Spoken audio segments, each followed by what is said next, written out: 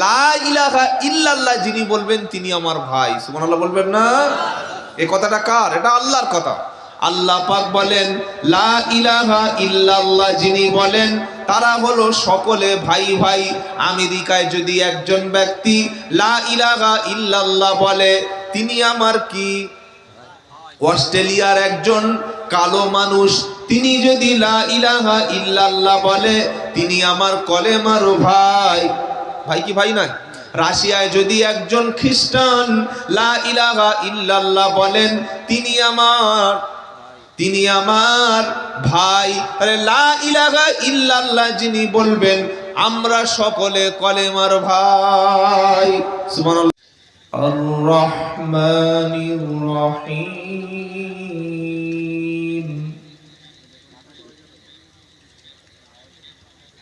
মালিক ইয়াউমিদ্দিন ইয়্যাকা না'বুদু ওয়া ইয়্যাকা নাস্তাঈন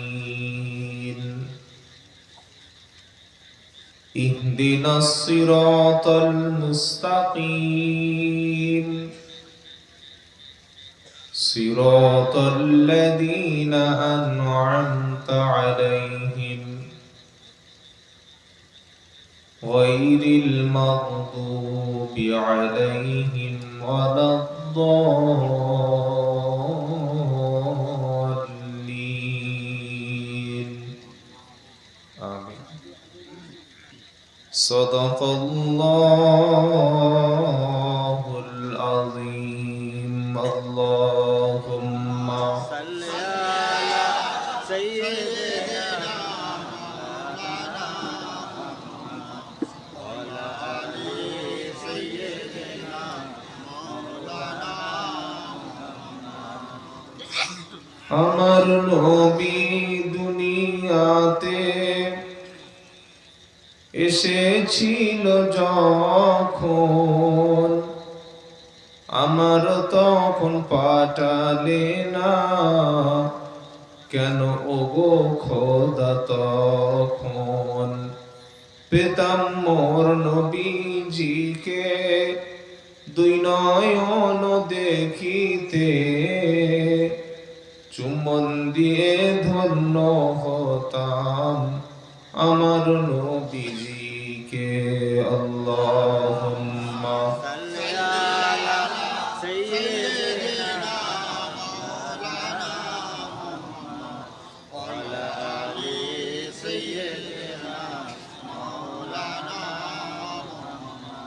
আলহামদুলিল্লাহ, সমস্ত প্রশংসা গুণগান শুধুমাত্র এক আল্লাহর জন্যে, যিনি আমাদেরকে রহমত করে ভালোবেসে কোরআনের মজলিসে, দোয়ার মজলিসে পবিত্র শাবান মাসে আসার এবং বসার তৌফিক দিয়েছেন। আমরা আসতে পেরেছি, সেজন্য সকলে বলুন আলহামদুলিল্লাহ।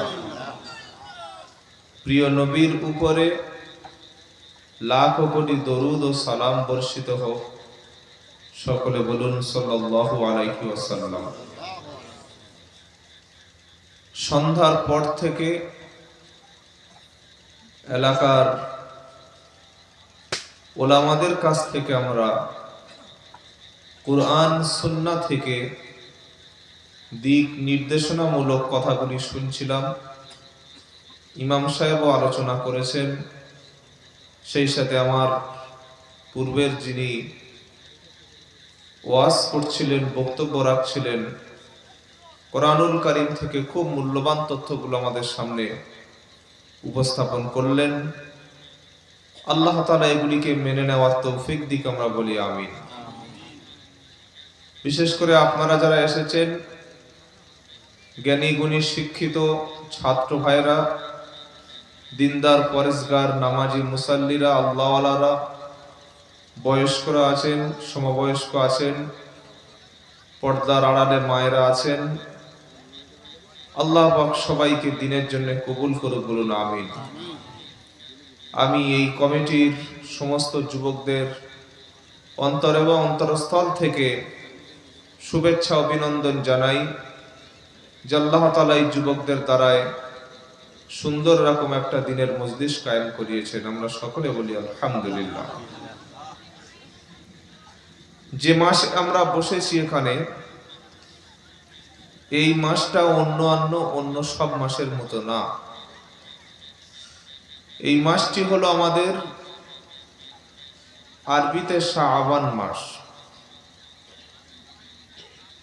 আর আল্লাহর নবী সাল্লাল্লাহু আলাইহি ওয়াসাল্লাম তিনি রজব মাস থেকে রমজানের পূর্ণ প্রস্তুতি নিতেন এবং শাবান মাসে রোজার বা রমজানের পূর্ণ প্রস্তুতি তিনি নিয়ে নিতেন। রমজান শুরু হলেই পূর্ণাঙ্গ সিয়ামের মধ্যে, আল্লাহর ইবাদতের মধ্যে তিনি ডুবে থাকতেন। আল্লাহ তাআলা যেন আমাদের সবাইকে রমজানে পূর্ণ ইবাদত করার তৌফিক দান করেন। সকলে বলুন আমিন।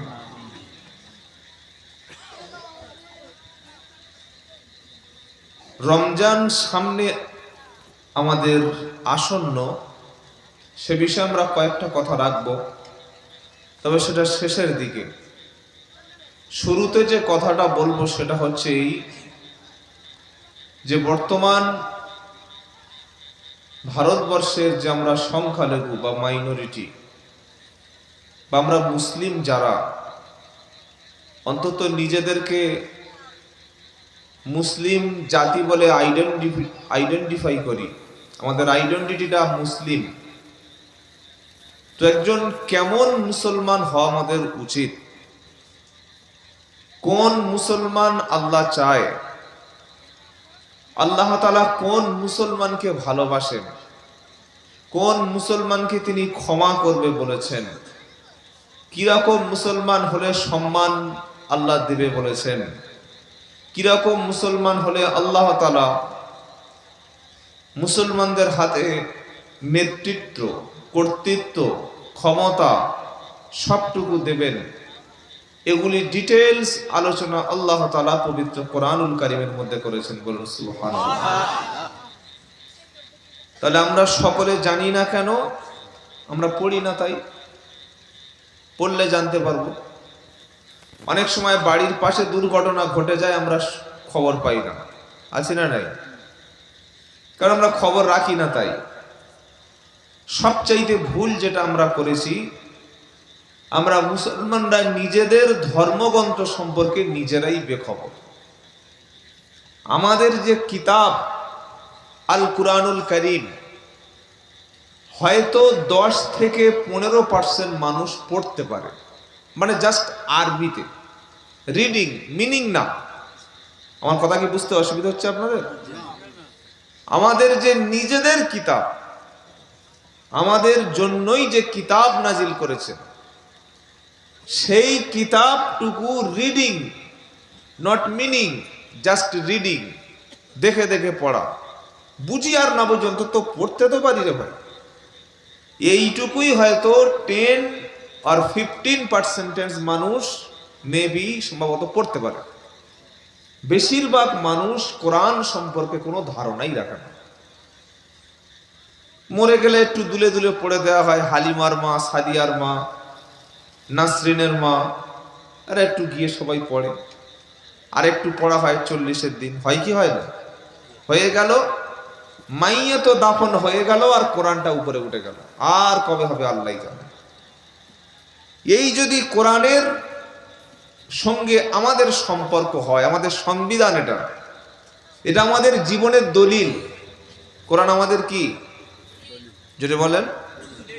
আচ্ছা, আপনারা যে ঘরে বাস করেন, যে জমিতে ঘর বেঁধে আছেন, আপনাদের ল্যান্ড, যে ভূমি, এই দলিলটা যদি আপনার কাছে না থেকে অন্য আপনার শত্রুর কাছে থাকে, বা আপনার কোনো দলিলই নাই, জানেন না দলিল কোথায়, রেকর্ড জানেন না, আপনি কি ঘরে বাঁচতে পারবেন? এই জায়গায় আপনার বলে দাবি করা যাবে? যাবে না। তো আমাদের দলিল তো আল কোরআন। এই দলিল বিহীন হয়েছি বলে আজকের সারা পৃথিবীতে আমরা উদ্বাস্ত, সব জায়গায় উদ্বাস্ত। উদ্বাস্ত কি বললেন? আমাদের পাশের কান্ট্রি হলো বাংলাদেশ, পূর্ব দিকে, তারপরের দেশের নাম হলো মায়ানমার। এই মায়ানমারে এক সময় মুসলমানদের দুজন এমপি ছিল, মেম্বার অফ পার্লামেন্ট।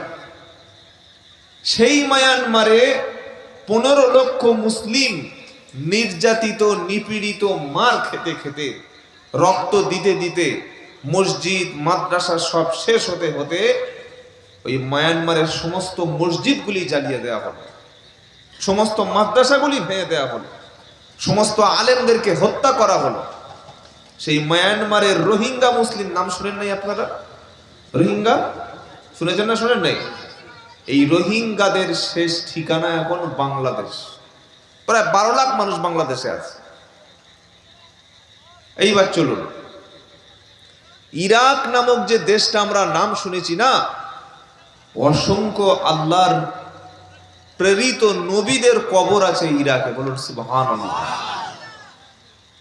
ইরাকে শুয়ে আছেন হযরতে ইমাম হুসাইন রাদিয়াল্লাহু তাআলা আনহুর বাবা হযরতে আলী কাররামাল্লাহু ওয়াজহু রাদিয়াল্লাহু আনহুর কবর আছে। সুবহানাল্লাহ বলবেন না? সেই ইরাকটাকে কি করেনি আমেরিকা? ইরাকটার উপরে কি করেনি? আফগানিস্তান নাস্তাবদ ছেড়ে দিয়েছে। যে বাইতুল মুকাদ্দাস ফিলিস্তিন, আপনারা সবাই জানেন, পৃথিবীতে 3টে মসজিদ আছে যে মসজিদের উদ্দেশ্য সফর করলে সওয়াব হয়। সুবহানাল্লাহ বলবেন না? একটা হলো মসজিদুল হারাম, কাবা শরীফের মসজিদ, আর একটা হলো মসজিদে নববী, আর একটা হলো বাইতুল মুকাদ্দাস। এই বাইতুল মুকাদ্দাসের পাশেই কাছাকাছি আছে নবী মুসা আলাইহিস সালামের কবর। সুবহানাল্লাহ। এই চিনচিন করছে, আওয়াজটা বন্ধ করা যাবে না? এই যে একটা আওয়াজ আসছে এই বক্স থেকে। বাবাজিরা, আল্লাহ আল্লাহ ভাইরা, তাহলে আমরা এরকম সব হারিয়ে ফেলেছি, একের পর এক সব আমাদের কাছ থেকে চলে গেছে। আর আল্লাহই বলছেন, আমার আল্লাহ পাক বলছেন, ওয়াকানা হাক্কান আলাইনা নাসরুল মুমিনিন, মুমিনদের সাহায্য করা, হেল্প করা, সহযোগিতা করা আমি আল্লাহ আমার উপরে ওয়াজিব। সুবহানাল্লাহ বলেন। তাহলে আমি আমার বক্তব্যের কিছুটা বিষয় আপনাদের সামনে বলে ফেলেছি। কি বললাম?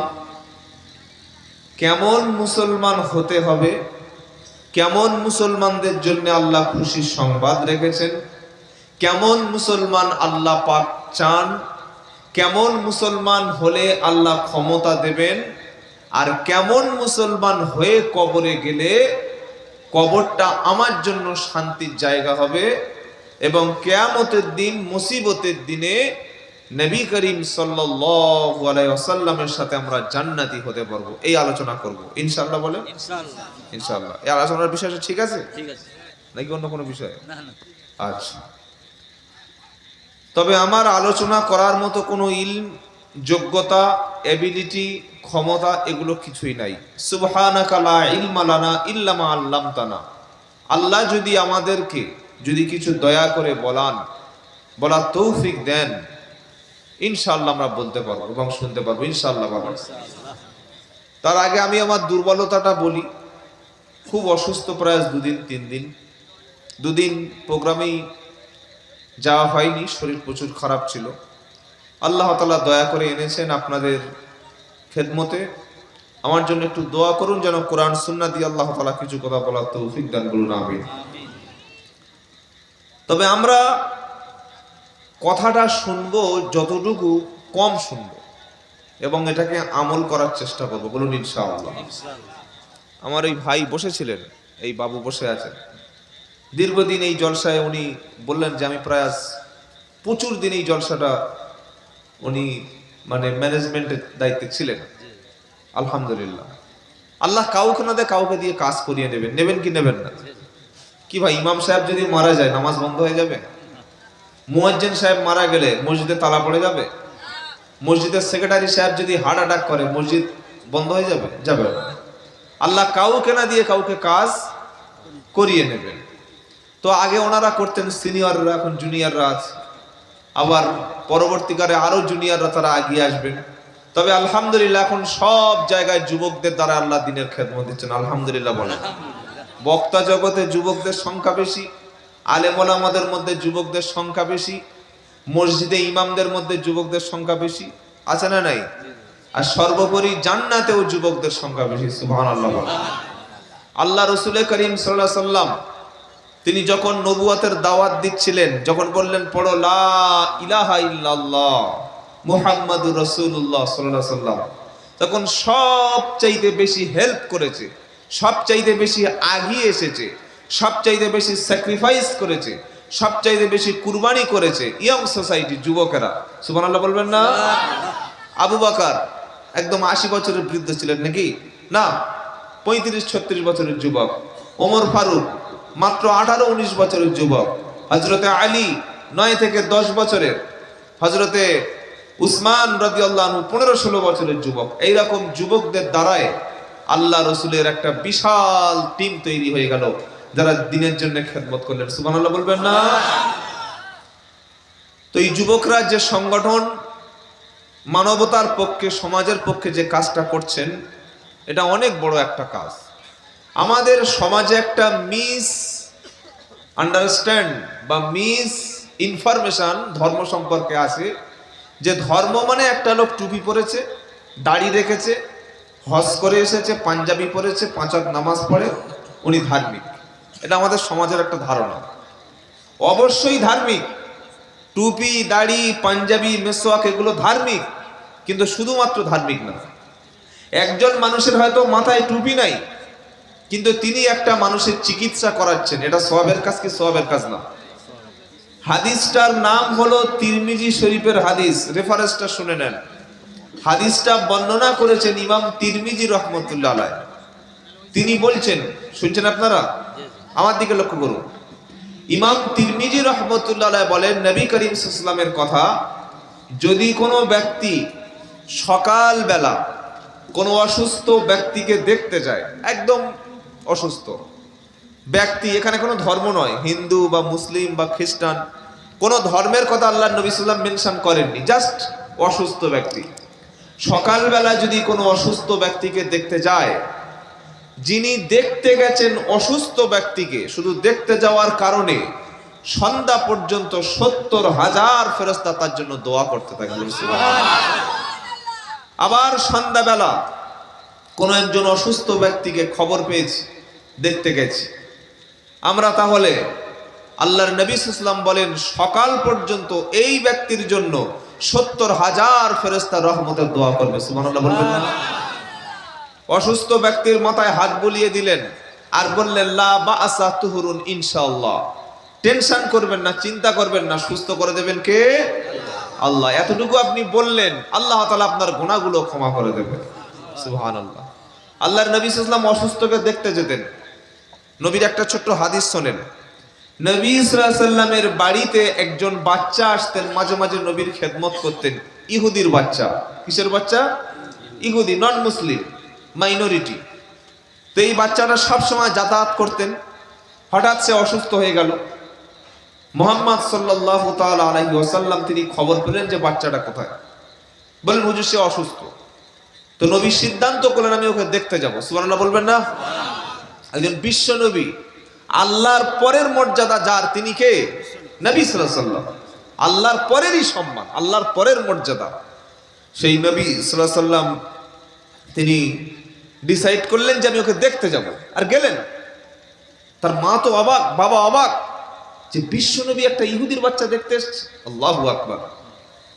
গেলেন, নবীজি তার মাথায় হাত বুলিয়ে দিলেন বাচ্চার, বললেন তুমি অসুস্থ, সুস্থ হয়ে যাও। তো সে আরো একদম অন্তিম পর্যায়ে মৃত্যুর মুখে শায়িত হয়ে গেছে। নবী বুঝতে পারলেন বাচ্চাটা আর বাঁচবে না। নবী বললেন পড়ো আশহাদু আল্লা ইলাহা ইল্লাল্লাহু ওয়াহদাহু লা শারীকা লাহু ওয়া আশহাদু আন্না মুহাম্মাদান আবদুহু। ওই বাচ্চাটা বাবার মুখের দিকে তাকালো, মায়ের মুখের দিকে তাকালো, যে কি করব, সে কি ডিসিশন নেবে বুঝতে পারছিলেন না। তার বাপ মা বললেন মুহাম্মদ যেটা বলছে সেটা মেনে নাও। এই বাচ্চাটা কলেমা পড়ে মুসলমান হয়ে গেল। সুবহানাল্লাহ পড়ে। তো আমার শত্রু যদি আমার মৃত্যুর খবর শোনে, আমার শত্রু যদি অসুস্থ হয়ে যায়, আমি দেখতে যাব না, তার জন্য বদদোয়া করব। আমরা কি করি?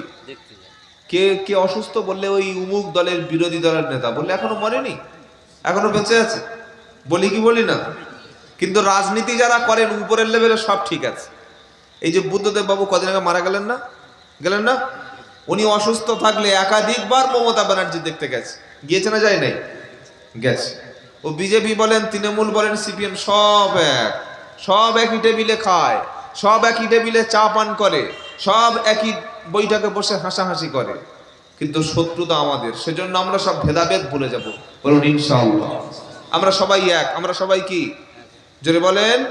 ওয়াতাসিমু বিহাবলিল্লাহি জামিআন ওয়া লা তাফাররাকু ওয়াযকুরু নি'মাতাল্লাহি আলাইকুম ইদ কুনতুম আ'দাআন ফাআল্লাফা বাইনা কুলুবিকুম فأصبحتم بنعمته إخوانا وكنتم على شفا حفرة من النار فأنقذكم منها সুবহানাল্লাহ পড়েন। 4 নম্বর পারা 2 নম্বর পৃষ্ঠা 4 নম্বর লাইনের 103 নম্বর আয়াত, সূরার নাম আল ইমরান। আল্লাহ পাক স্পষ্ট ভাষায় তিনি ঘোষণা করছেন, ওয়াতাসিমু বিহাবলিল্লাহি জামিআ ওয়া লা তাফাররাকু। আমি আল্লাহ আসমান থেকে তোমাদের জন্য দিয়েছি একটা রশি, দিয়েছি একটা রজ্জু, দিয়েছি একটা মজবুত খুঁটি। ওটা তোমরা সবাই মিলে মজবুত করে ধরো। ওই রশি, ওই রজ্জু, ওই খুঁটির নাম হলো কোরআন। ওটার নাম কি? ওটার নাম কি? যাদের 33 কোটি দেবতা তারা সবাই এক, যাদের আল্লাহ এক, রসুল এক, কাবা এক, কিবলা এক, নবী এক, হুকুম এক, তাদের মধ্যে হাজারো ভাগ আছে না নাই? বিশ্ব যখন আগিয়ে চলে আমরা তখন পিছে, বিবি তালাকের ফতুয়া খুঁজি, কোরআন হাদিস চষে। আছে না নাই? ভাগ আর ভাগ। একটা গ্রামে 3টে জলসা, একটা গ্রামে 3টে ঈদগাহ, একটা পাড়ায় 2টো নবী দিবস, অসংখ্য জায়গায় হচ্ছে। হয় না? হচ্ছে কি হয় না? একই মাঠে এই দলের লোক জলসা করে চলে যাচ্ছে, আবার এই মুসলমান অন্য একটা দলের হুজুর এনে আরেকবার জলসা করছে। এতে লাভ মুসলমানদের হচ্ছে, তাই না ভাই? কি এই ভেদাভেদগুলো আমরা শিখেছি আপনাদের, আমরা হুজুররা। এই মারামারি, অশান্তি, একে অপরের বিরুদ্ধে এগুলো আমরাই শিখিয়ে দিয়েছি। কবি কাজী নজরুল ইসলাম, বিদ্রোহী কবি, জেল খাটা কবি, তিনি বলে গেছেন, বিশ্ব যখন আগিয়ে চলে আমরা তখন পিছে, বিবি তালাকের ফতুয়া খুঁজি, কোরআন হাদিস চষে। হানাফি শাফি হাম্বলি মালিকি মেথেনি তখন গোল। হানাফি শাফি হাম্বলি মালিকি মেথেনি তখন গোল। মালাকুল মউত এসে বলল, এবার তুল পিতল পাতল। হাত এখানে বাঁধবো না এখানে বাঁধবো, এই নিয়ে হাজার হাজার মানুষের সামনে বাস হচ্ছে। হয় কি হয় না? ইয়া নবী হবে কি হবে না, আমিন জোরে হবে কি হবে না, টুপিটা গোল হবে না, মানে মারামারিরা শেষ নাই। কি বলছি বুঝতে পারছেন না? আর নতুন কোন বিষয় আমাদের কাছে কিচ্ছু নেই, সব শেষ। ঠিক এই মুহূর্তে গোটা ভারতের সমস্ত ভারত বিদ্বেষীরা, যারা দেশের স্বাধীনতা আন্দোলনের সময় বিরোধিতা করেছিল, যাদের রক্তের মধ্যে স্বাধীনতা বিরোধিতা ছিল, আজকে মুসলমানদের তারা প্রশ্ন করছে যে তোমাদের স্বাধীনতার প্রমাণ দাও, তোমরা যে এদেশের নাগরিক প্রমাণ দাও। কি বলছে বুঝতে পারছেন না? এই যে ওয়াকাফ সম্পত্তি আমাদের না, মসজিদ, মাদ্রাসা, ঈদগাহ, কবরস্থান সবগুলো চক্রান্ত করে বেদখল করার যে ষড়যন্ত্র তারা মেতেছে, এগুলো আমাদের অবস্থা তারা দেখে নিয়েছে। আমরা তাবলীগ, ফুরফুরা, আজানগাছি, কাদরিয়া, হানাফি, শাফি, কত ভাগ। তাই ওই ভাগের মধ্যে আমরা যাচ্ছি না, আমরা সকলে আল্লাহর বান্দা, আমরা সকলে মুসলমান। ইনশাআল্লাহ বলুন। যার দল, যার মত, যার পীর, যার তাবলীগ, তার কাছে থাক, কোনো ভেদাভেদ নেই। কিন্তু আমাদের পরিচয় কি? পরিচয় কি? মনে থাকবে ইনশাআল্লাহ। কোনো অশান্তিতে যাবেন না। একটা কথা শুনে রাখেন, হুজুরদের অশান্তির মধ্যে আর রাজনীতির কারবারিদের অশান্তির মধ্যে জীবনে আপনি ঢুকবেন না। এই দুটো থেকে আলাদা থাকবেন। যেখানে হুজুররা মারামারি ঝামেলায় জড়িয়ে গেছে বা রাজনীতির লোকেরা যেখানে ঝামেলা লাগিয়ে দিয়েছে, ওই দুটো জায়গা থেকে আপনি দূরে থাকবেন। বাবা যা করছিস তোরা কর। আল্লাহ বলছেন আমি আসমান থেকে একটা দড়ি দিয়েছি, রশি দিয়েছি, সেটার নাম কি? সেটার নাম কি? কোরআন। ওয়াতাসিমু বিহাবলিল্লাহি জামিয়া, আমি আল্লাহ আসমান থেকে আমি তোমাদের জন্য যে রশি দিয়েছি, যে রুজ্জু দিয়েছি, যে কিতাব দিয়েছি, ওটা তোমরা সবাই মিলে মজবুত করে ধরো। ওয়ালা তাফাররাকু, বিচ্ছিন্ন হয়ে যেও না, ভেদাভেদ করো না, একে অপরের হাতটা ছেড়ে দিও না, একে অপরের সঙ্গে দ্বন্দ্ব করো না। ঘোষণাকার জোরে বলেন। ঐক্য থাকা ফরজ, ভেদাভেদ করা হারাম। কি বললাম বুঝতে পেরেছেন? ঐক্য থাকা ফরজ, ভেদাভেদ থাকা হারাম। ঐক্য থাকা ফরজ, ভেদাভেদ করে বিচ্ছিন্ন হয়ে যাওয়া হারাম।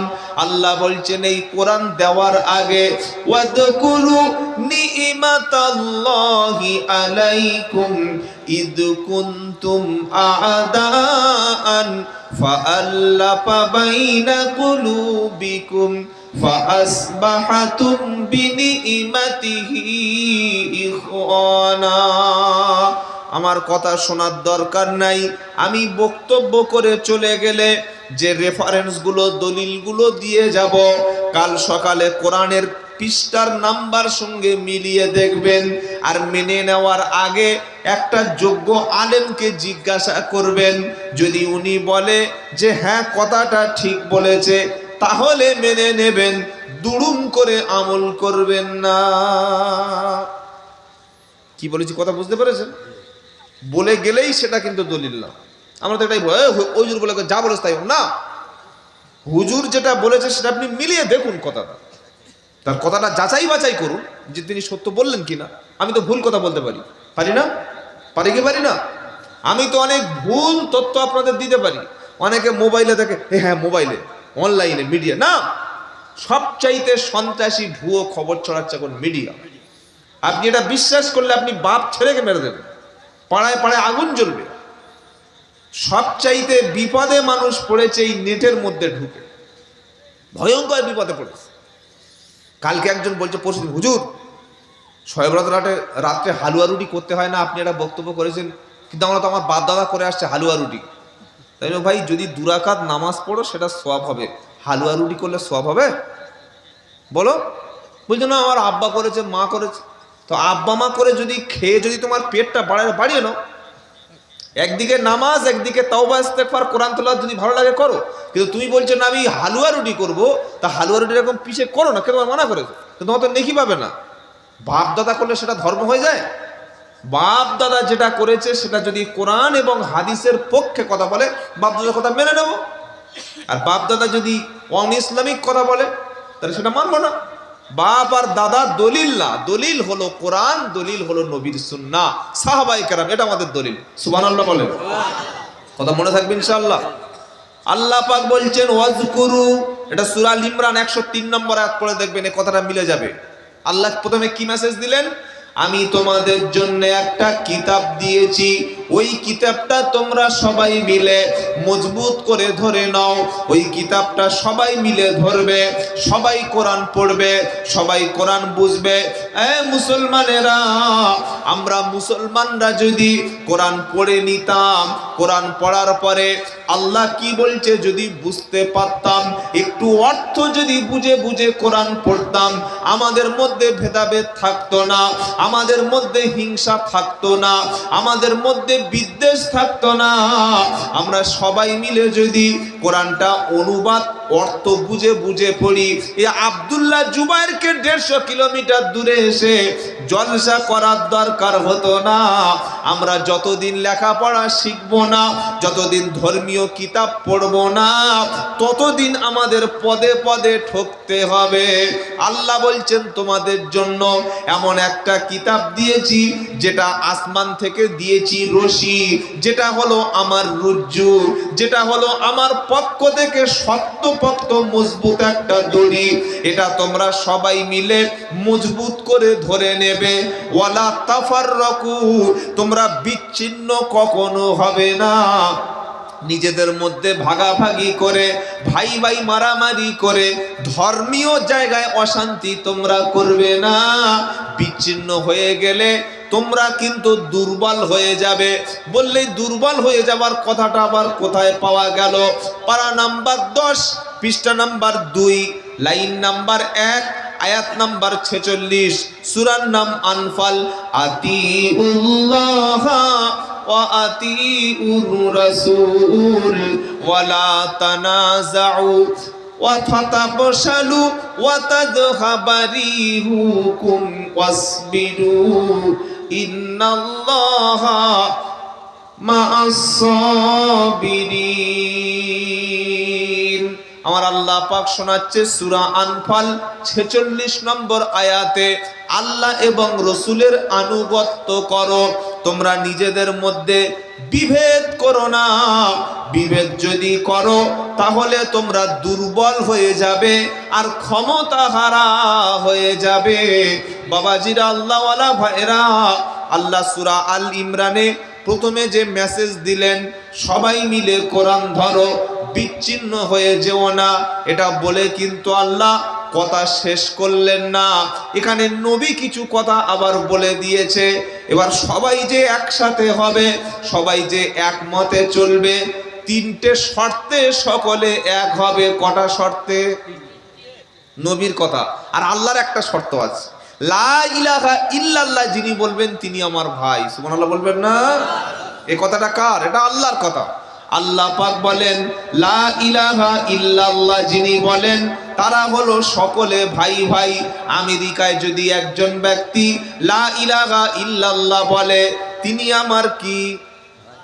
অস্ট্রেলিয়ার একজন কালো মানুষ, তিনি যদি লা ইলাহা ইল্লাল্লাহ বলে, তিনি আমার কলেমার ভাই। ভাই কি ভাই নয়? রাশিয়ায় যদি একজন খ্রিস্টান লা ইলাহা ইল্লাল্লাহ বলেন, তিনি আমার ভাই। আরে লা ইলাহা ইল্লাল্লাহ যিনি বলবেন, আমরা সকলে কলেমার ভাই। সুবহানাল্লাহ বললো যে দলিল চাই। পারা নম্বর 26, সূরার নাম হুজরাত, আয়াত নম্বর 10, ইন্নামাল মুমিনুনা ইখওয়াতুন। আমার আল্লাহ বলছেন নিশ্চয়ই মুমিনরা হলো ইমানদারেরা পরস্পর ভাই ভাই। তারপরে ঝগড়া আর আছে? আর ঝগড়া করা যাবে? এইবার যারা ভাইদের মধ্যে অশান্তি লাগাবে তারা কি? শত্রু, তারা আমাদের দুশ্মন, তারা মুসলিম জাতির দুশ্মন, মুসলিম কমিউনিটির দুশ্মন। যত বড় হুজুর হোক আর বক্তা হোক, যদি মুসলমানদের মধ্যে ঝামেলা লাগায়, ভাই ভাইদের মধ্যে ঝামেলা লাগায়, বুঝতে হবে তিনি ইহুদিদের এজেন্টের কাজ করছেন। মনে থাকবে ইনশাআল্লাহ। আল্লাহর কথা অনুযায়ী যিনি লা ইলাহা ইল্লাল্লাহ বলেছে, তিনি আমার ভাই। এবার নবীর একটা হাদিস শোনাতে চাই। নবী সাল্লাল্লাহু আলাইহি ওয়াসাল্লাম বললেন, যারা কিবলার দিকে ফিরে, মুখ ফিরে নামাজ পড়ে, আর যারা তোমাদের হাতের জবাই করা গোশ খায়, সুবহানাল্লাহ বলেন, তোমরা যে বিসমিল্লাহ বলে জবাই করে দিচ্ছ, তোমাদের বিসমিল্লাহ বলে জবাই করা গোশ যারা খায়, তোমাদের কিবলার দিকে ফিরে যারা কিবলাকে মেনে নেয়, আর তোমাদের মতো নামাজ যারা পড়ে, তারা হলো সকলে ভাই ভাই। সুবহানাল্লাহ বলেন। মাথায় টুপিটা হয়তো দেয়নি, তা বলে তাকে মুসলমান বলবেন না? একটা ছেলে প্যান্ট আর শার্ট পরে, বলছে প্যান্ট শার্ট পরেছিস কেন রে? প্যান্ট শার্ট পরেছিস কেন? পাঞ্জাবি পরবি। আচ্ছা, সব লোক পাঞ্জাবি পরবে? হ্যাঁ, ধরুন আফগানিস্তান একটা দেশ, ওখানে এখন তালিবানরা ক্ষমতায় আছে। তো প্যান্ট শার্ট পরা যদি আপনি একেবারেই হারাম করে দেন, প্রত্যেকটা দেশ পাহারা দেওয়ার জন্য বিএসএফ, বর্ডার সিকিউরিটি ফোর্স দরকার আছে না নাই? আছে। তো যারা বর্ডারে দেশ রক্ষার কাজে নিয়োজিত থাকবে, ওরা লুঙ্গি পরে বন্দুক নিয়ে AK-47 ঘুরবে? হ্যাঁ, কি গো? বাংলাদেশের পুরো এলাকা, ধরুন বাংলাদেশটা বেশিরভাগ মুসলিম রাষ্ট্র, 90%। তো বাংলাদেশে কেউ প্যান্ট পরছে না, সব লুঙ্গি পরে একটা করে AK-47 নিয়ে ঘুরছে।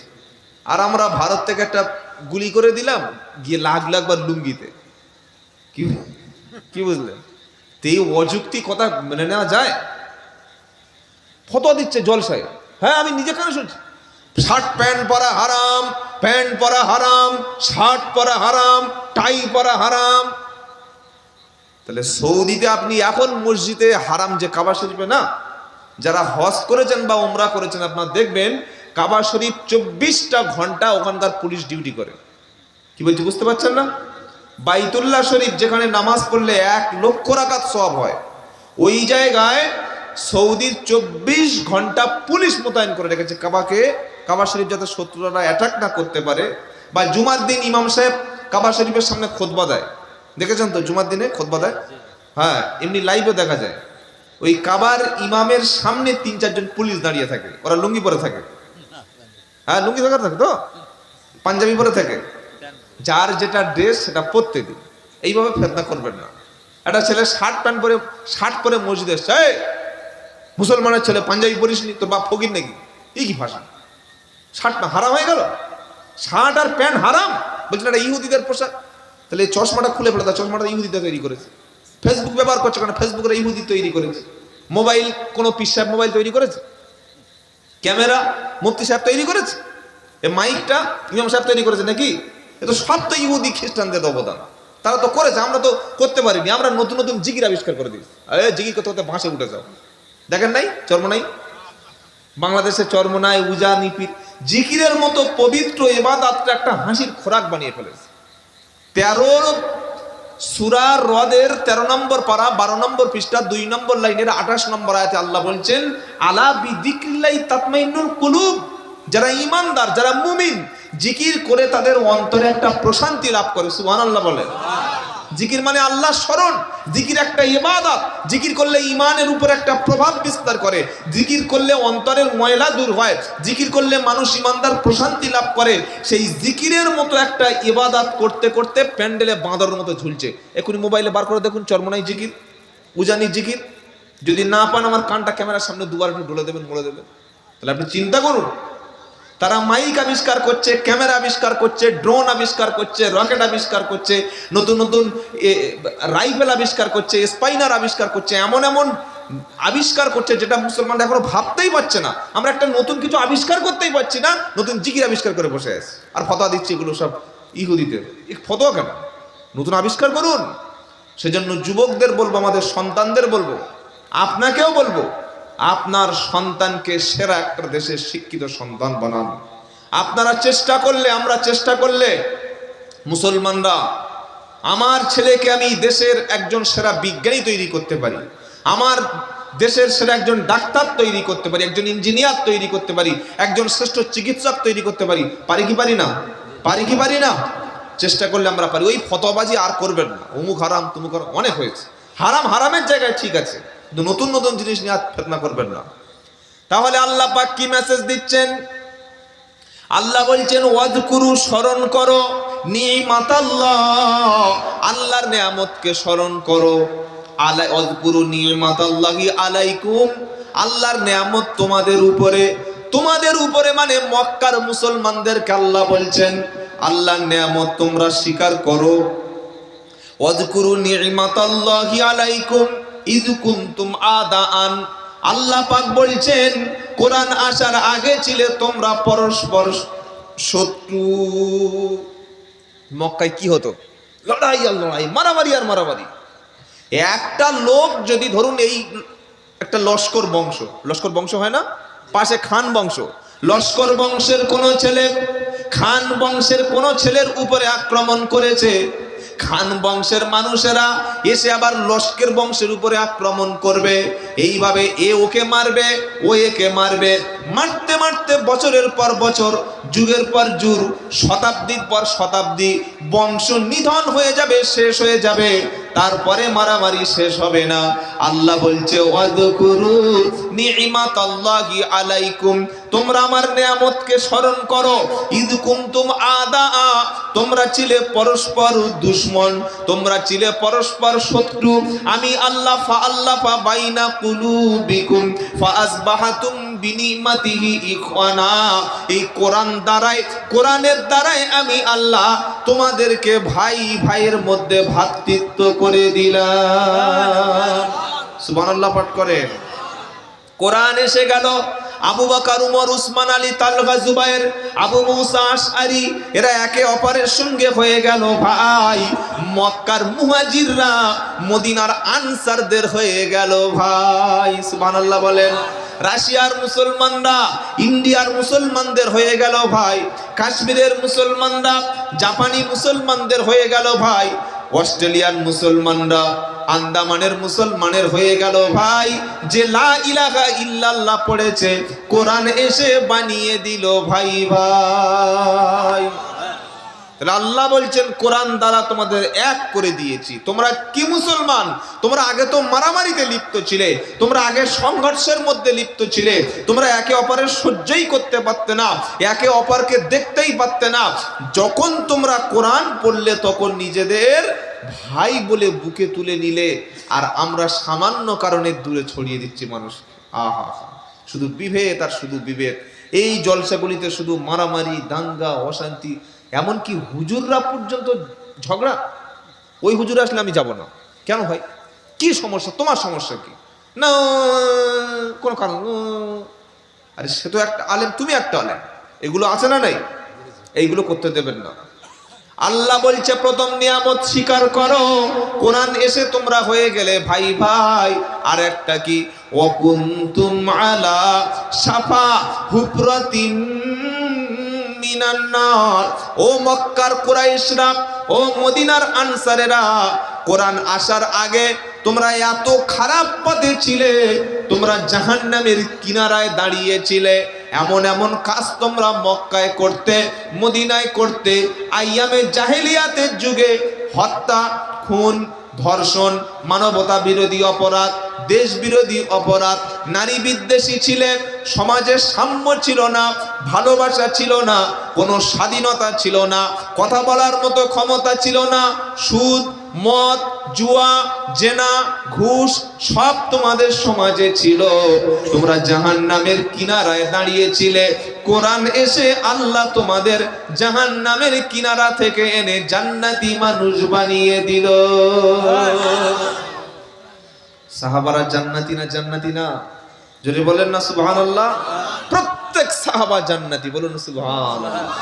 বলে যে দলিল আছে, আস-সাবিকুনাল আউয়ালুনা মিনাল মুহাজিরিনা ওয়াল আনসার ওয়াল্লাযীনা তাবাউহুম বিইহসান রাদিয়াল্লাহু আনহুম ওয়া রাদু আনহু আ'আদ্দা লাহুম জান্নাতুন তাজরি মিন তাহতাহাল আনহার খালিদিনা ফিহা আবাদা যালিকাল ফাওজুল আযীম। সুবহানাল্লাহ পড়েন। এটা 11 পারা, দ্বিতীয় পৃষ্ঠা, প্রথম লাইনের 100 নম্বর আয়াত, সূরা তাওবা। সূরা তাওবার কত নম্বর আয়াত? 100 বলেন কত নম্বর আয়াত?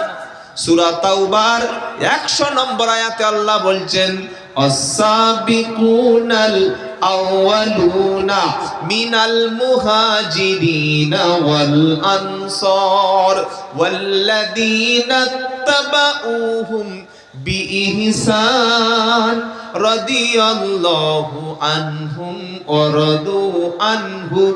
ইসলাম কবুলের ক্ষেত্রে মক্কার মুহাজির আর মদিনার আনসারদের মধ্য থেকে ইসলাম প্রথম কবুল করেছে যারা, তাদের অনুসরণ করেছে যারা, আমার আল্লাহ বলছে এই সাহাবারা আল্লাহর উপরে রাজি, আর আল্লাহ ও সাহাবাদের উপর রাজি, ওরাই হলো জান্নাতি। সমস্ত সাহাবারা জান্নাতি। সুবহানাল্লাহ। সাহাবা কারা? যারা সচক্ষে ফেস টু ফেস আল্লাহর নবী সাল্লামকে দেখেছেন এবং ঈমান এনেছেন এবং মরণের সময় ঈমান নিয়ে মারা গেছেন, তারা হলেন সাহাবায়ে কেরাম রাদিয়াল্লাহু আনহুম। সবাই জান্নাতি। সুবহানাল্লাহ বলবেন না? আবার আল্লাহর নবী সাল্লাল্লাহু আলাইহি ওয়াসাল্লাম বলেছেন, আমার উম্মতের মধ্য থেকে 70,000 এমন মানুষ যারা জান্নাতে যাবে, যাদের চেহারা থেকে চাঁদের চাইতে বেশি জ্যোতি দেখা যাবে। ওই 70,000 মানুষ তারা বিনা হিসাবে জান্নাতি।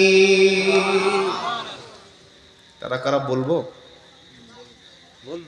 বলবো কে কে বলতে বলছেন? বললে কিন্তু হজম হবে না। কি আচ্ছা, কুকুর দেখেছেন? কুকুর কথা বলেন না, দেখেছেন? কুকুর কিন্তু যদি কোনোদিন বিরিয়ানি খাইয়ে দেন হজম হবে না। বিরিয়ানি খাবে না, ঘি খাবে না। ঘি যুক্ত খাবার খেলে ওর যে স্ক্রিনের উপরে যে বড় বড় লোম আছে না, চুল, সব উঠে চলে যাবে। হ্যাঁ, কেন? কুকুরের পেটে ঘাসটাই ঘাস। কুকুর কখন ঘাস খায়? যখন ভিতরে হজম হয় না। ওর জন্য মাছ, হালকা মাংস ঠিক আছে। তো আমাদের সমাজে কিছু কথা আছে, এমন কিছু কথা শুনলে হক করে লোক বমি করে ফেলবে, সহ্য করতে পারবে না। এই 70,000 মানুষ, বিশাল একটা পপুলেশন, আল্লাহর নবী বলছেন কিয়ামতের দিন বিনা হিসাবে জান্নাতি। জোরে হবে না সুবহানাল্লাহ? সাহাবারা বললেন কে? বলবো হাদিসটা বলবো। নবীজি সাল্লাল্লাহু আলাইহি সাল্লাম বলেন, যারা কোনোদিন কোনো বিপদ মুসিবত হলে কোনো মাজারে মাথা ঠোকে না, কোনো ঝাড়ফুঁক করায় না, একমাত্র আল্লাহর উপরে বিশ্বাস করে। কিছু মানুষ আছে বিপদে পড়লেই তাল গাছ হোক, নারকেল গাছ হোক, কোন ভণ্ড একটা মৌলবি এসে নিচে নিচে কি লিখে দিল, গলায় নিয়ে চলে বলে। আরে আপনি আল্লাহর কাছে তাহাজ্জুদে কাঁদুন না, আপনি নামাজের পার্টিতে কাঁদুন না, ইফতারের সময় কাঁদুন না, কোরআন নিয়ে বসে বসে কাঁদুন না, আল্লাহর মসজিদে বসে বসে কাঁদুন। কবুল করবেন কে? আল্লাহ। এই মাথা, এই কপালটা কোনো মাজারে, কোনো কবরের উপরে আমরা সিজদা করব না, বলুন ইনশাআল্লাহ। কবর মাজারকে আমরা সম্মান করি, সেখানে গিয়ে আমরা কি করব? শুধুমাত্র জোরে বলেন, জিয়ারাত করলে সওয়াব আছে না নাই? জিয়ারাতে দুটো লাভ আছে। একটা লাভ হলো মাইয়েতের, মাইয়েত যদি গুনাহগার ব্যক্তি হয় তার জীবনের গুনাহগুলি আল্লাহ কমিয়ে দেবে। আর মাইয়েত যদি আল্লাহওয়ালা মুমিন ব্যক্তি হয়, আল্লাহ তার সম্মানকে আরো বাড়িয়ে দেবে। সুবহানাল্লাহ বলেন। কিন্তু কেউ যদি কবরস্থানে গিয়ে কোনো একটা সামান্য বটগাছ, সামান্য একটা কোনো উঁচু কিছু দেখে, সেখানে চাদর দেয়, সেখানে মান্নত করে, সেখানে সন্ধ্যাবেলা তেল রেখে আসে, সন্ধ্যাবেলা সেখানে একটা খাবার রেখে আসে, সকালবেলা এনে খায়, আর বলে এটা সুস্থ করে দেবে অমুক বাবা, সঙ্গে সঙ্গে ঈমানটা নষ্ট হয়ে যাবে। সবকিছুর মালিককে। ওয়াইয়ামসাসকাল্লাহু বিদুররিন ফালা কাশিফা লাহু ইল্লাহু ওয়াইয়ুদিকা বিখাইরিন ফালা রাদ্দা লিফাদলিহি। আল্লাহ পাক বলেন, আমি যদি কোনো অকল্যাণ কাউকে দান করি, কোনো যদি কারোর ক্ষতি একটা কপালে থাকে, তামাম পৃথিবীর সব মানুষ মিলে ওই ক্ষতি থেকে বাঁচাতে পারবে না। আর যদি কারোর কোনো কল্যাণ দিতে চাই, ধনী বানাতে চাই, সম্মান দিতে চাই, মর্যাদা দিতে চাই, কাউকে যদি উপরে তুলতে চাই, তামাম পৃথিবীর সব মানুষ ক্ষতি করে তার কোনোই কিছুই করতে পারবে না। এটাই হলো আমাদের বিশ্বাস। এটার নাম লা ইলাহা ইল্লাল্লাহ। তুমি লা ইলাহা ইল্লাল্লাহ পড়ে আবার সন্ধ্যাবেলায় গিয়ে দরগায়, সন্ধ্যাবেলায় গিয়ে তুমি ওই ধূপ দিয়ে আসছে। এই আপনাদের একদম চাপাডাঙ্গাটা কত দূর? কাছাকাছি তারও এসছি না চাপাডাঙ্গা? মায়াপুরের আগে চাপাডাঙ্গা তো, হ্যাঁ পরে পরে পরে না, আরামবাগের আগে। আমি একবার যাচ্ছিলাম ওই আরামবাগ পার হয়ে ওইদিকে আরো যাবো, ওদিকে সেই কামারপুকুরের দিকে। তো ওই আসরের সময় পার হচ্ছে চাপাডাঙ্গার ওখানে, দেখি মানে আমাদের হিন্দু ভাইদের মন্দির যেখানে, আর পাশেই দেখি মুসলমানদের মাজার। বড্ড আশ্চর্য হয়ে গেলাম যে মাজার আর মন্দির দুটো একসঙ্গে কি করে, ব্যাপারটা কি ঘটে গেল। গাড়ি ড্রাইভার বললাম দাঁড়া, দাঁড়িয়ে দেখলাম বেশ মিনিট 5 সেখানে দাঁড়ালাম। রাস্তার পাশে যে মুসলিম লোকগুলো যাচ্ছে, এরকম একটা টাইলস দিয়ে কবরটাকে বাঁধিয়ে রাখা আছে, টাইলস দিয়ে উঁচু করা আছে। যে যাচ্ছে মুসলিম ড্রাইভারগুলো, মুসলিম মানে পথচারীগুলো, কেউ 500, কেউ 50, কেউ 10, কেউ খুচরো 1 টাকা 2 টাকা ছুঁড়ে ছুঁড়ে ছুঁড়ে ছুঁড়ে ফেলে যাচ্ছে। আর আমার হিন্দু ভাইরা যারা রাস্তা থেকে যাচ্ছে, তারাও দেখলাম পাশে যে একটা মন্দির আছে, এরকম টাকাগুলো ছুঁড়ে ছুঁড়ে ছুঁড়ে ছুঁড়ে ছুঁড়ে ছুঁড়ে ফেলে যাচ্ছে। আর ওখানে দেখলাম বেশ কিছু কাঠের ঘোড়া করা আছে। কিসের ঘোড়া? কাঠের ঘোড়া। যে কবরের সঙ্গে ঘোড়ার কি সম্পর্ক? কি গো ভাই, কবরের সঙ্গে ঘোড়ার সম্পর্কটা কি? কবর জানি একটা মাজার, কোনো অলি হতে পারে, পীর হতে পারে, নাও হতে পারে, কি বুঝলেন? অলিদের কবর থাকলে আসসালামু আলাইকুম ইয়া হালাল কবর বলে জিয়ারাত করলাম, সওয়াব পেলাম না পেলাম না? হ্যাঁ, একটু আখরাতের কথা। কিন্তু ঘোড়াটা কেন? হোয়াট, কি ব্যাপারটা কি? মাথায় ঢুকলো না ঘোড়াটা কি। তার 5 মিনিট পরে ঘোড়ার ব্যাপারটা মাথায় চলে আসলো। দেখলাম একজন ভদ্র মহিলা, তিনি একটা গাড়িতে বসেছিলেন একটু দূরে, ওই 100 মিটার দূরে। ওই গাড়িতে বসে টাকাগুলো যখন একটা মাজারের উপরে এরকম একটা বেশ কিছু টাকা, 1000-2 টাকা মতো হয়ে যাচ্ছে, উনি নেমে এসে ব্যাগ নিয়ে ওগুলো করে তুলে তুলে তুলে গাড়িতে ভর্তি করেছে। মানে উনি দূর থেকে পর্যবেক্ষণ করছেন যে কখন আমার ব্যাগটা ভরবে আর আমি কখন ব্যবসা লাভজনক হয়ে বাড়ি চলে যাব। কি বলছি বুঝতে পারছেন না? সুতরাং যেখানে মাজার আছে, যেখানে কবর আছে, আমরা সম্মান করব, শ্রদ্ধা করব, জিয়ারাত করব, সেখানে তাসবিহ পড়ব, জিকির করব, আল্লাহর কাছে মাজারওয়ালার জন্য দোয়া চাইব। চাইবো কি চাইবো না? কিন্তু সেখানে সেজদা দেওয়া, আগরবাতি দেওয়া, মোমবাতি দেওয়া, নিজের সাহায্য চাওয়া, মাথা নিচু করা, সেখানে চুমু খাওয়া, আর কবরস্থানে মাজারে মহিলাদের যাওয়া একদম সম্পূর্ণ হারাম। কি বলছি বুঝতে পারছেন না? এটা আমি হারাম বলবো না, বিশ্বনবী মুহাম্মদ মুস্তাফা সাল্লাল্লাহু আলাইহি সাল্লাম তিনি বলেছেন যে ওই মহিলাদের উপরে আমি নবী একদম বদদুয়া করে যাচ্ছি, আমি ওদের ধ্বংস কামনা করে যাচ্ছি। কারা?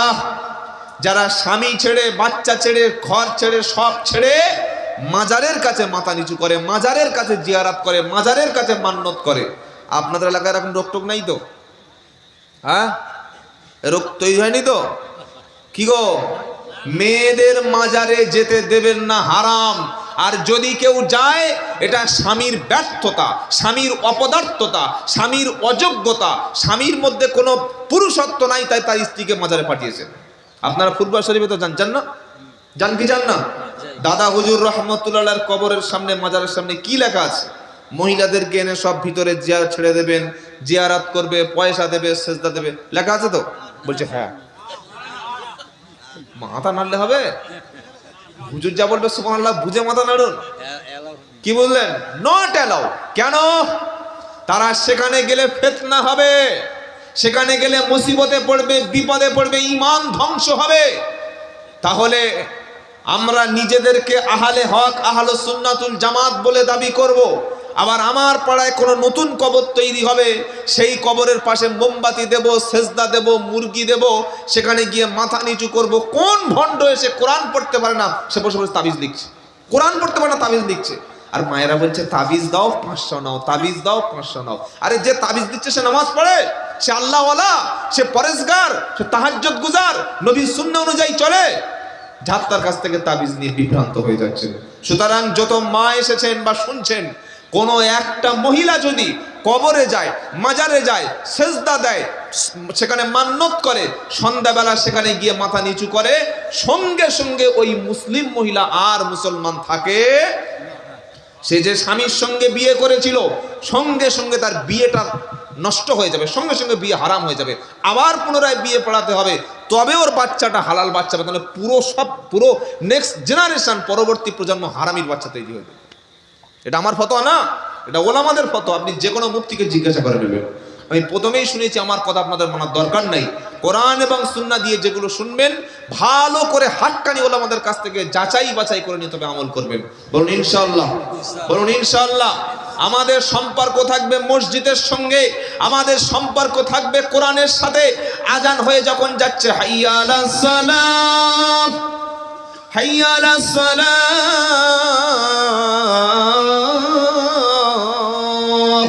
ওযু করে নিয়ে পোশাক পরে আল্লাহর ঘরে যাব, নামাজ পড়ব, সেজদা দেব, বলবো আল্লাহর কাছে, চাইবো আল্লাহর কাছে।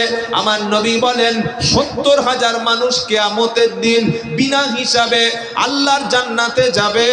ওই 70,000 মানুষ হলো তারা যারা শরীরে কোনো কিছু ধারণ করে না, কোনোদিন আল্লাহ ছাড়া কারোর উপরে ভরসা করে না, আল্লাহ ছাড়া কারোর কাছে মাথা নিচু করে না।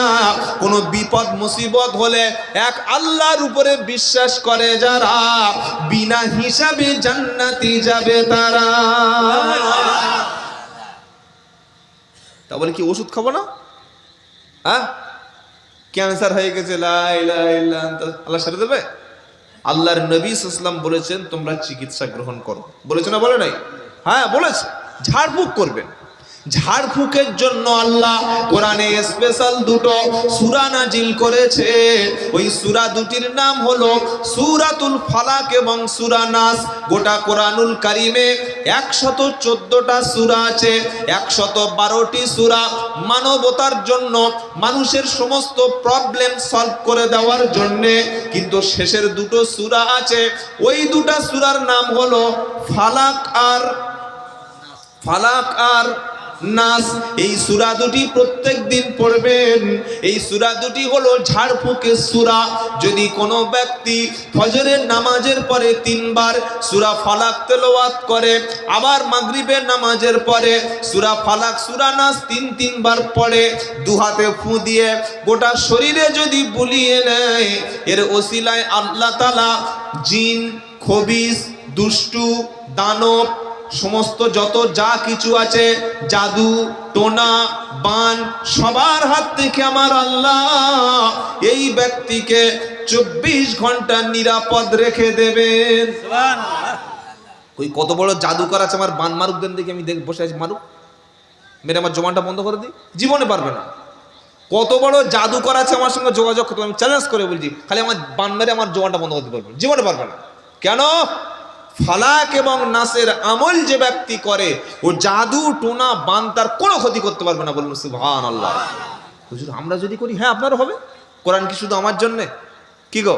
ওয়া নুনাজ্জিলু মিনাল কুরআনি মা হুয়া শিফাউ ওয়া রাহমাতুল লিল কি মুমিনিন। এটা 9-15 পারা, 9 নম্বর পৃষ্ঠা, 9 নম্বর 2 নম্বর লাইনের 82 নম্বর আয়াত সূরা বানী ইসরাঈল। আবার বলছি, ওয়া নুনাজ্জিলু মিনাল কুরআনি মা হুয়া শিফাউ ওয়া রাহমাতুল লিল মুমিনিন ওয়া লা ইয়াজিদুল যালিমিনা ইল্লা খাসারা।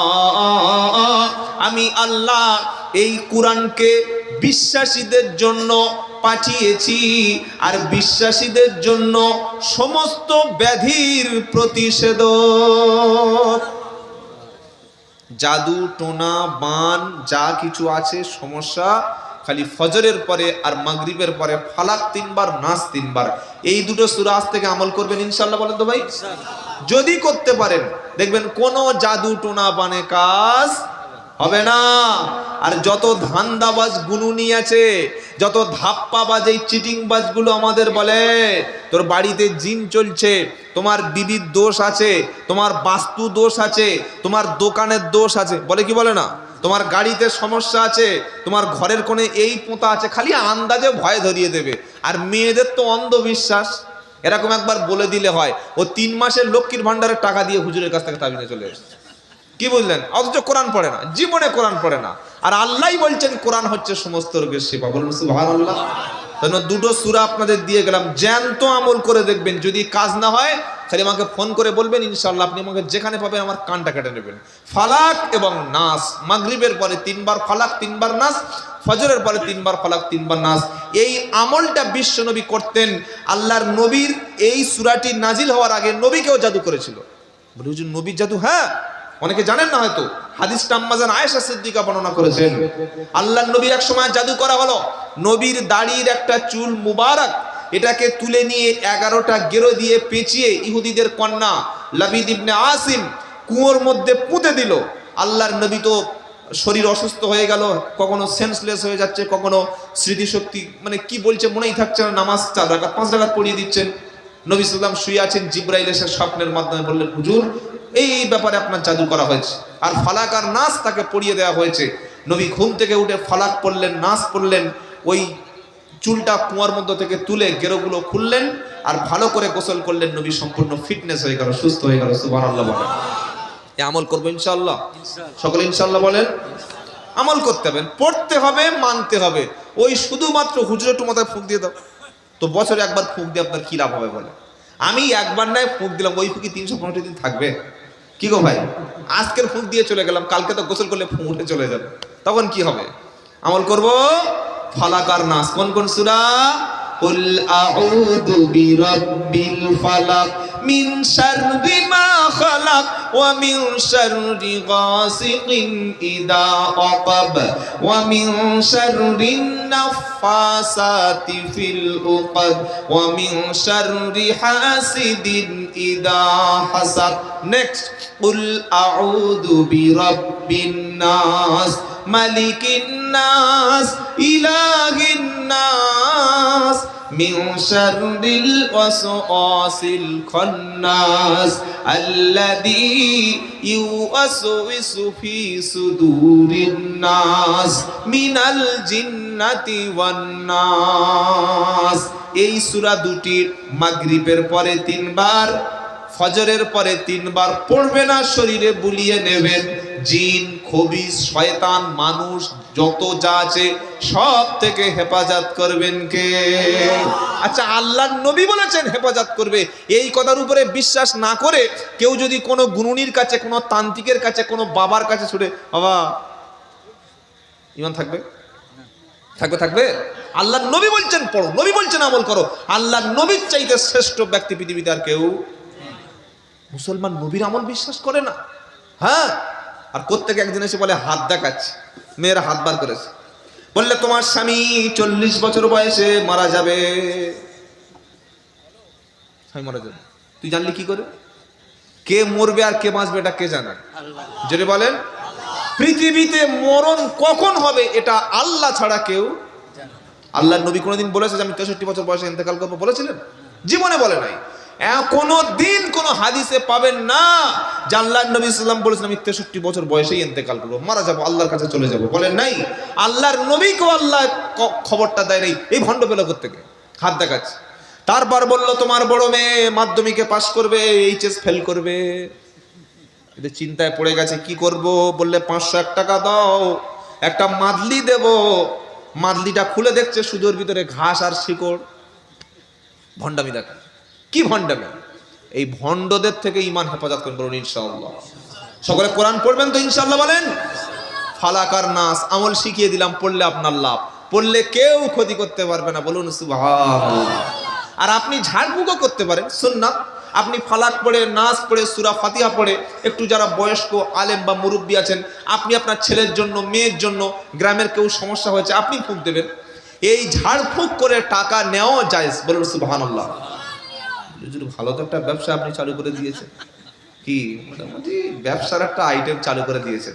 আমি হাদিস ছাড়া কোনো কথা আপনাদের কোরআন ছাড়া বলবো না ইনশাআল্লাহ। আল্লাহর নবীর এক কিছু সাহাবা, তারা একবার যুদ্ধে গেল, অভিযানে ফিরছিলেন রাতের বেলা। সন্ধ্যা হয়ে গেল, এমন একটা এলাকায় সেখানে তারা আশ্রয় নেবে বলে অমুসলিমদের কাছে আশ্রয় চাইলো। ভাই আপনাদের এখানে রাত্রে থাকতে চাই, সকালবেলা বিদায় নেব।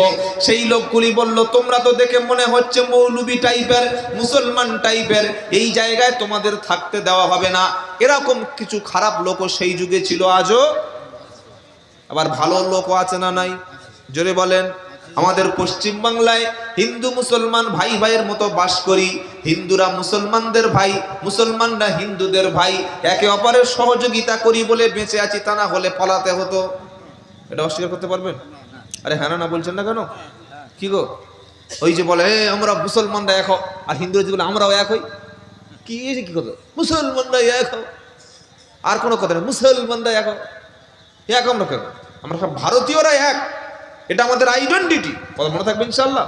সাম্প্রদায়িক কথাবার্তা বাজার গরম করা যাবে। মুসলমানরা এক হও, এক হয়ে কি করবে? না আছে পড়াশোনা, না আছে শিক্ষা দীক্ষা, না আছে চাকরি, কিন্তু মুসলমানরা এক হও। পাগলের মতো কথা। হিন্দুরা যদি বলে হিন্দুরা এক হও, তত ঝামেলা বেঁধেই গেল, রায়ট লেগেই গেল। ওই অমুসলিমরা বলল আমাদের এখানে জায়গা হবে না, যেহেতু তোমরা মুসলমান। তারা বলল ঠিক আছে, আমরা শহরের একটা জায়গায় যাই। সেখানে রাত্রেবেলা তাঁবু গাড়লো। যারা বলেছিল তোমাদের জায়গা এখানে হবে না, বার করে দাও, রাতের বেলা সেই এলাকার প্রধান যিনি, তাকে একটা পোকা দংশন করে দিল। ঠক ঠক করে কাঁপতে কাঁপতে মুখ থেকে তার গেজা বার হয়ে গেল, মরণের সময় হয়ে এলো। এবার বললো এই মৌলবি চাচাদের ডাকো। কি গো, বিপদের সময় কে? মৌলবি সাহেব। বিপদের সময়, বিয়ের সময় মৌলবীর খবর নাই, বাড়িতে অনুষ্ঠানের সময় মৌলবীর খবর নাই, কিন্তু বাপের মরণের সময় হুজুর চলে আসুন, চলে আসুন। বাপের গোসল দেবেন, জানাজা পড়বেন, বাপের কামান কেটে দেবেন, কবর নাবেন, সব আপনি। হ্যাঁ, বিপদের সময় মৌলবী, এটা যেন আমাদের না হয়। আমরা সব সময় আলেমদের সাথে থাকবো, বলুন ইনশাআল্লাহ। প্রত্যেকটা কাজ করবেন আলেমদের সঙ্গে আলোচনা করে, ঠকতে হবে না ইনশাআল্লাহ। ইনশাআল্লাহ আমি আব্দুল্লাহ জুবায়ের বলছি, যে কোনো কাজ আপনি হাক্কানি আলেমদের সঙ্গে পরামর্শ করে করুন, আপনার জীবনে কোনো লস নাই। বলুন সুবহানাল্লাহ। আলেমরা আপনাদের কুবুদ্ধি দেবে না। আপনার বংশের মধ্যে আলেম তৈরি করুন, আপনার সন্তানটাকে আলেম বানান। ও মাতাল হবে না, ও নারী নির্যাতন করবে না, সুদের ব্যবসা করবে না, লটারির টিকিট কাটবে না, খুন করবে না, ধর্ষণ করবে না, জুয়া খেলবে না, বাপকে বাড়ি থেকে বার করে দেবে না, মাতলামি করবে না, পরের সম্পত্তি দখল করবে না। কারণ ইন্নামা ইয়াখশাল্লাহ মিন ইবাদিহিল উলামা। 22 নম্বর পারা 16 নম্বর পৃষ্ঠা 12 নম্বর লাইনের 28 নম্বর আয়াত, সূরার নাম সূরা ফাতিরে। আল্লাহ পাক বলছেন, নিশ্চয়ই আলেমরা আমার বান্দাদের মধ্যে সবচেয়ে বেশি আমাকে ভয় পায়। সুবহানাল্লাহ বলবেন না? চেষ্টা করুন, আজ থেকে নিয়ত করুন। আমি প্রথমেই বলেছি শরীর খুব একটা ভালো না, আমরা যে বক্তব্যগুলো শুনবো এর মধ্যে আমরা কিছু কথা মেনে নেব, আর আমরা আগামী ভবিষ্যতে কিছু একটা করার চেষ্টা করব। বলি ইনশাআল্লাহ। ইনশাআল্লাহ বলেন। এখানে সিদ্ধান্ত করুন, আমি হতে পারে নাই, আমার ছেলেকে আলেম বানাবো। ইনশাআল্লাহ বলেন। আপনাদের হুগলি জেলায় মানুষ প্রচুর পয়সা, আমাদের 24 পরগনা পয়সা কই?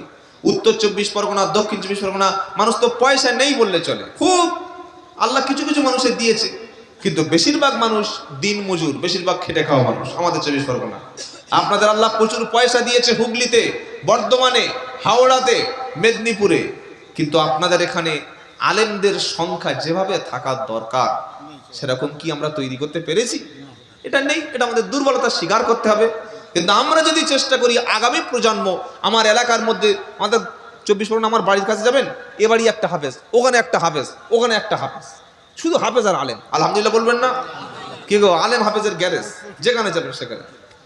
আপনাদের এখানে পয়সাওয়ালা মানুষ আছে, শিক্ষিত অনেক আছে, কিন্তু এই নিয়তটা অন্তত করুন যে আমি আলেম হতে পারি নাই, আমার ছেলে হতে পারে নাই, আমার বংশের মধ্যে একটা বানাবো। বলুন ইনশাআল্লাহ। বলেন না ইনশাআল্লাহ। নবী বললেন, কুন আলিমান, হয় আলেম হও, আও মুতাআল্লিমান, আলেম না হতে পারো আলেমের ছাত্র হও, আলেমের ছাত্র না হতে পারো আও মুস্তামিয়া, কমপক্ষে আলেমের কথা শোনো, আলেমের কথা না শোনার সৌভাগ্য হয়, আও মুহিব্বা লাহু, কমপক্ষে আলেমকে ভালোবাসো। আর 5 নম্বর পর্যন্ত হয়ও না, 4টের মধ্যে একটা হলে তুমি অবশ্যই মুক্তি পাবে। সুবহানাল্লাহ পড়ে। 4টে কথা নবী বললেন, কুন আলিমা, আচ্ছা বাংলায় বলি, হয় আলেম হও, আলেম না হতে পারলে আলেমের ছাত্র হও, ছাত্র না হতে পারলে আলেমের কথা অন্তত শোনো, আলেমের কথা মেনে নাও, তিনটে না হতে পারলে কমপক্ষে আলেমের ভালোবাসা তোমার অন্তরে রেখে দাও, তাহলে তুমি নাজাত পাবে। আলেম মানে কে? দারুল উলুম দেওবন্দ থেকে কাসেমি সার্টিফিকেট এনেছে, সাহারানপুর মাজাহিরুল উলুম থেকে মাজাহিরি সার্টিফিকেট এনেছে, আলিয়া থেকে আলিয়াবি হয়ে এসছে, ফুরপুরা থেকে ফাতেহি হয়ে চলে এসেছে, বর্ধমান থেকে মাদানী রহমানি হয়ে এসেছে, সৌদি আরব থেকে তিনি মাদানী হয়ে এসেছে, মিশর থেকে তিনি আজহারি হয়ে এসেছে। এর নাম কি আলেম? না না না, ডিগ্রি আর আলেম দুটো এক না। আলেম হলো সে ইলিম অনুযায়ী আমল করে, যে ইলিম অনুযায়ী যতটুকু জেনেছে, যতটুকু পড়েছে, যতটুকু বুঝেছে সেই অনুপাতে নিজে আমল করে, যে অন্যদেরকে আমল করতে বলে, যে আলেম বান্দা হলো সে।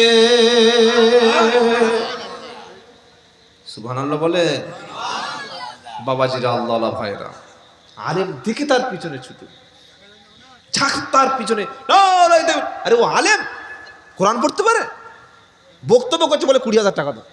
20,000 টাকা? হ্যাঁ, 30,000 টাকা দাও। এত টাকা কি করবি রে ভাই? তুই তো 2,000 টাকার বেশি খেতে পারবি না, 2,000 টাকার বেশি খাওয়াতে পারবেন না। একটা মানুষ কত খেতে পারে? আমাকে মাফ করবেন, এমনও বক্তা আছে, আমাকে সেদিন একটা হুজুর বলছে, বললে ভাই 45 লাখ কামিয়েছি গত বছর। বাহ, খুব ভালো করে হিসাব দিতে পারলাম, 45 লাখ।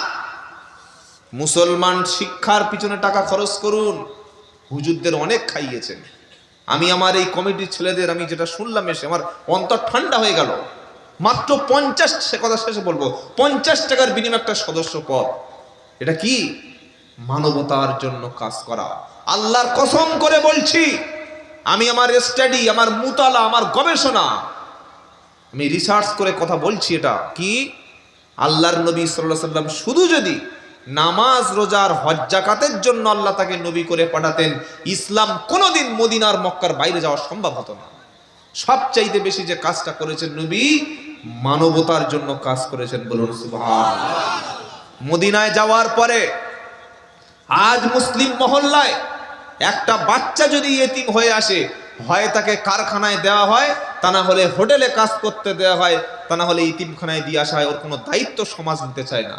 বিধবা হয়ে আসলে ওই বিধবা মায়ের দায়িত্ব মসজিদ কমিটি নেয় না, ওই বিধবার দায়িত্ব মাদ্রাসা কমিটি নেয় না, ওই বিধবার দায়িত্ব কোনো পার্টির লোক নেয় না, ওই বিধবার দায়িত্ব কোনো পঞ্চায়েত মেম্বার নেয় না। তাহলে বিধবা মানে কি সে তার দোষ? না, আল্লাহ তাকে পরীক্ষায় নিয়েছেন। এমন কিছু যুবক, এমন কিছু সোসাইটি, এমন কিছু কমিউনিটি, এমন কিছু অর্গানাইজার যারা সমাজে থাকবে, যারা নিজেদের টাকা দিয়ে ওই বিধবা মায়ের আশ্রয়ের ব্যবস্থা করবেন। আজ থেকে 1400 বছর আগে মুহাম্মদ সাল্লাল্লাহু আলাইহি ওয়াসাল্লাম সেটাই করে গেছেন। জোরে বলুন সুবহানাল্লাহ। আমরা খালি বলছি চলো নামাজ পড়ো, চলো দাড়ি রাখো। হ্যাঁ, নামাজ পড়তে যাবো, দাড়ি রাখবো, হজ করবো, যাকাত দেবো, কিন্তু গরিব, এতিম, দুস্থ, মিসকিন এদের পাশে কে দাঁড়াবে? এদের সহযোগিতার জন্য কে এগিয়ে আসবে? আমার পাড়ায় একটা ছেলে, আপনার এলাকায় একটা ছেলে মাধ্যমিক পরীক্ষা দিয়ে অনেক নাম্বার পেয়েছে। তার একটা অ্যাম্বিশন, উচ্চ আকাঙ্ক্ষা হলো সে একটা বড় WBCS অফিসার হবে, IPS অফিসার হবে। 25 লাখ 30 লাখ টাকা খরচ। এখন তো সোশ্যাল মিডিয়ার যুগ, আল্লাহ মুসলমানদের অর্থের অভাব রেখেছে।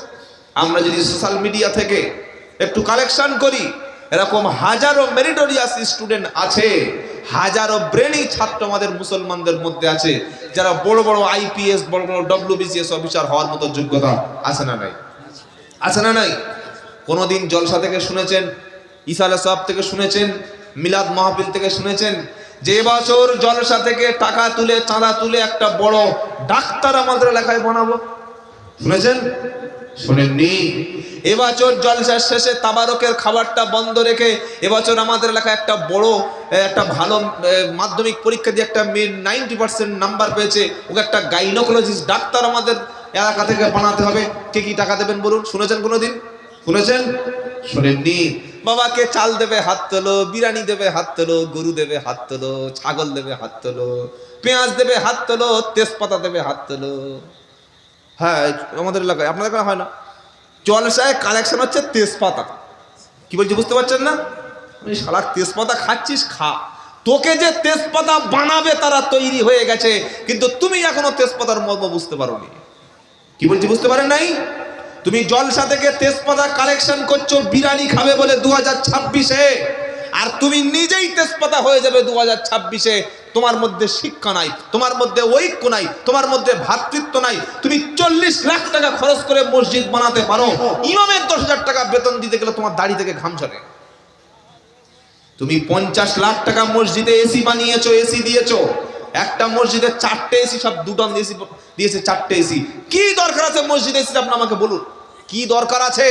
মসজিদে বড় বড় জানালা করলে মুসলমানদের মন ভরে না, ভালো ভালো সিলিং ফ্যান দিলে মন ভরে না, ভালো ভালো অ্যাডজাস্ট ফ্যান মসজিদে দিলে মুসলমানদের মন ভরে না, এসি দিতে হবে। আর যে ইমামটা তারাবি পড়াচ্ছে সারা রাত ঘেমে ঘেমে, ওই ইমামটা সিঁড়ির তলায় শুয়ে আছে, তার ছোট্ট একটা ফ্যান কো কো কো কো কো। ইমাম সাহেবের রুমে এসি দেখেছেন কোনোদিন? দেখে তাহলে আমার বলুন যে ইমাম সাহেবের রুমে এসি আছে, দেখেছেন? ইমাম সাহেবের এসি লাগবে না, কারণ ও তো মানুষ নয়। কি, ও তো আমাদের ওই রোবট। ইমাম মানে কি? রোবট, খায়, নামাজ পড়ায়। এই কথাগুলো বোঝার চেষ্টা করে, আপনারা কষ্ট পাচ্ছেন না তো? বাবাজিরা, আল্লাহ পায়রা, মানবতার পাশে দাঁড়ান। আল্লাহর নবী সর্বপ্রথম মদিনায় গিয়ে স্লোগান তুললেন। মদিনার প্রথম ভাষণ চেক করুন। বিশ্ব নবী মদিনায় গিয়ে প্রথম যে ভাষণ দিলেন, নামাজ পড়ো, রোজা করো, হজ করো, যাকাত দাও, এসব কথা নবীজি বললেন না। নবীজি সর্বপ্রথম দুটো কথা শেয়ার করলেন। ও আমার জাতি, নবীজি বললেন শোনো, প্রথম দুটো কথা, একটা হলো পরিচিত অপরিচিত সবাইকে সালাম দেবে। 2 নম্বর হলো ক্ষুধার্ত ব্যক্তিকে তোমরা খাবারের ব্যবস্থা করে দেবে। একটা মুসলমানের উপরে আর একটা মুসলমানের হক আছে কয়েকটা। 1 নম্বর হক হলো, তোমার মুসলমান ভাই যদি সে তোমার সঙ্গে দেখা হয়, সে যদি বলে আসসালামু আলাইকুম, তুমি বলবে ওয়ালাইকুমুস সালাম। জিজ্ঞাসা করো না ভাই তুই তবলিগ নাকি, ফুরফুরা, আজানগাছি, কাদরিয়া, চিস্তিয়া, হানাফি, শাফি, হাম্বলি, মালিকি। এগুলো আমরা বলি না? আরে বলছেন না কেন? হ্যাঁ, দল খুঁজছে, বললে ওই দল জান্নাতি, ওই দল জান্নাতি।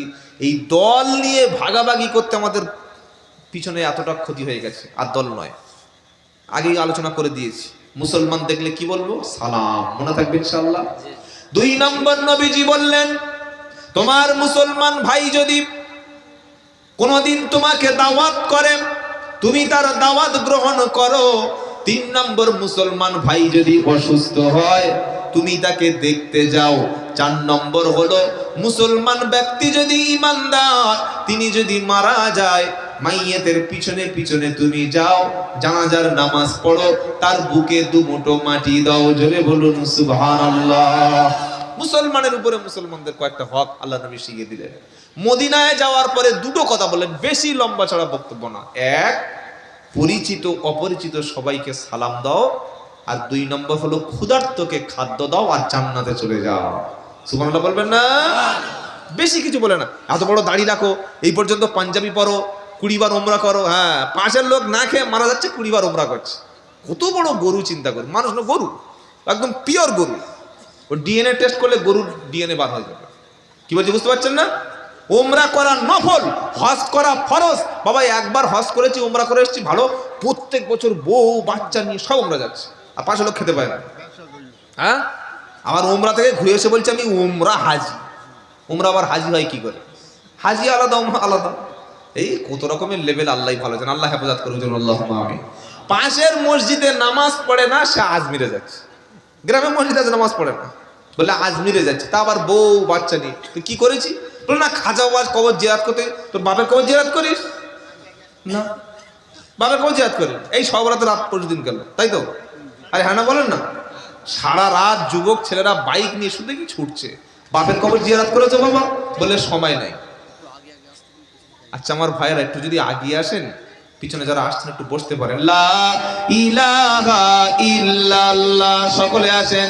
লা ইলাহা ইল্লাল্লাহ, লা ইলাহা।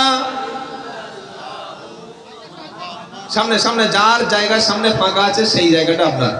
মুহাম্মাদুর রাসূলুল্লাহ কলেমা সঙ্গের সাথী, কলেমা গোরের বাতি, পড়ো কলেমা দিবারাতি, লা ইলাহা ইল্লাল্লাহ। এ বাবা ছেলে সামনে সামনে সামনে হয়ে যাবে। লা ইলাহা ইল্লাল্লাহ, লা ইলাহা।